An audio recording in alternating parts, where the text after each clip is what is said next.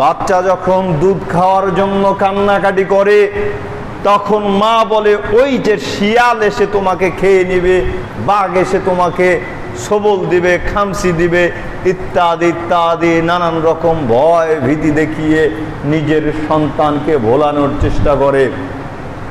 তো আপনি আপনার যেই সন্তানকে বিড়ালের ভয় দেখিয়ে বড় করতেছেন, সেই সন্তান বড় বড় লাঘব বোয়ালদের বিরুদ্ধে কি করে দাঁড়াবে?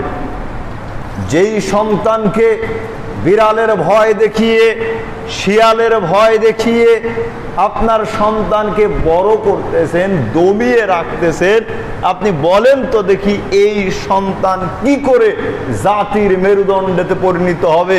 এই সন্তান কি করে অন্যায়ের বিরুদ্ধে নিজেকে নিয়োজিত রাখতে পারে?